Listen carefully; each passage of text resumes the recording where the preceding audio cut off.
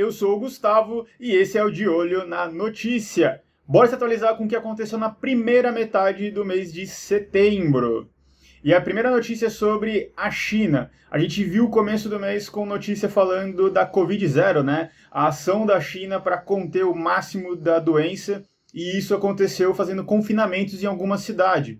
E a reação da Bolsa sempre é negativa, porque a China é um dos principais parceiros econômicos que a gente tem e afeta principalmente as commodities, por exemplo, o ferro, né, que a gente exporta bastante. Então a Bolsa aqui no Brasil sentiu bastante por conta dessa ação da China. Então é uma notícia para a gente ficar de olho sempre. E a segunda notícia é sobre o PIB. Então teve a divulgação do PIB aqui do segundo trimestre do ano de 2022 e o PIB superou as expectativas, ficou acima do que o mercado esperava. E isso é muito bom, ver a economia voltando a crescer, né? Muita expectativa ruim por conta de pandemia, guerra. Então uma baita notícia positiva aí pra gente. Próxima notícia é sobre a guerra, a crise energética, né? Essa novela que ainda está nas páginas de notícia. A gente viu a Rússia avisando que ia travar um gasoduto, né? A alimentação do gás para a Europa para fazer uma manutenção, e ia até sábado. E aí rolou uma expectativa ruim, teve aquela reação negativa, só que isso se estendeu, porque a Rússia falou que ia ficar por tempo indeterminado. Então, além, claro, de afetar todas as bolsas, isso ameaçou uma crise energética e uma corrida na Europa para poder buscar novas soluções de energia, até porque o inverno lá está chegando. Então, não sei se foi um checkmate aí, um grande truco da Rússia, porque eles apoiaram a Ucrânia em relação a essa dependência da Europa. Então, isso foi mais uma página dessa novela. E a gente vai ver desenrolar no que eles vão fazer. Já falaram em energia nuclear, já falaram em queima de carvão, queima de floresta. Então, tá rolando um grande auê aí para poder resolver esse grande problema. Vamos ver, inclusive, se isso vai afetar também, se vai ter alguma pressão com relação ao final da guerra, né? Se vai ter algum apoio mais direto ou algum tipo de reunião. Então, uma notícia aí também para a gente ficar de olho. Seguindo aqui, vamos falar da inflação no Brasil. Na verdade, é uma notícia também super positiva, porque foi confirmada então a deflação do mês de agosto. A gente viu ali uma deflação de 0,36. Então, com as medidas monetárias, até com a canetada do próprio governo com relação à redução do ICMS, que é uma medida positiva no curto prazo, mas gera um receio no longo prazo, pelo simples fato de que vai diminuir a arrecadação. Imagina você, numa finanças pessoais, você ganha um valor e gasta exatamente o mesmo valor. E aí, se você reduz esse valor, como que você vai pagar as suas contas? Então, essa é o ponto negativo dessa ação, de certa forma, positiva.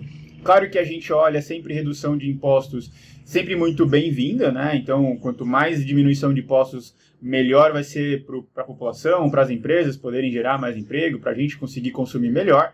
Mas fica essa preocupação, e aí, como que vai fechar as contas? E essa é uma ação que a gente tem que ver o que vai acontecer. Mas sim, a gente viu o reflexo aí das medidas na deflação seguida, então isso também acaba sendo, de certa forma, positivo por enquanto. Vamos ver o desenrolar dessa medida. Penúltima notícia aqui, a inflação agora lá nos Estados Unidos. Saiu o índice de preço ao consumidor, a inflação lá deles, e eles estavam esperando uma deflação, né, com o aumento dos juros deles lá também. Mas, infelizmente, a inflação persistiu por lá e isso teve um efeito de novo nas bolsas de forma geral. É aquele efeito que a gente já vem falando por aqui, que tem aqui de um lado a renda variável e do outro a renda fixa.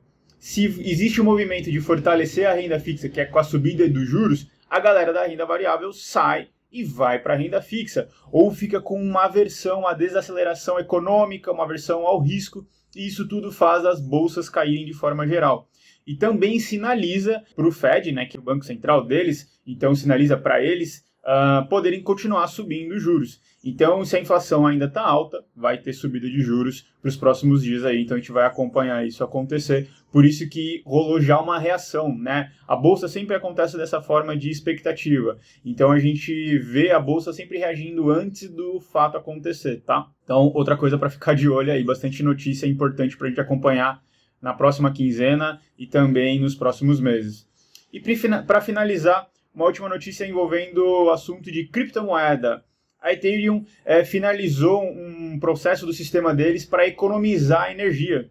Então, assim como notícias por exemplo, da renda fixa subindo, faz a renda variável cair, notícias que mostram uma melhoria no processo, melhoria no sistema, maiores usos, por exemplo, faz todo o movimento de criptomoeda ficar mais forte, né, ser mais valorizada. Claro que o efeito pode não ser imediato por conta de todos esses outros detalhes da economia, mas sim, é uma baita notícia para esse universo de cripto, uma melhoria de uma moeda super forte que eles usam, né? Tirando o Bitcoin, a Ethereum é a segunda que o pessoal mais usa, mais comenta, mais avalia, então também é uma notícia super positiva. Beleza?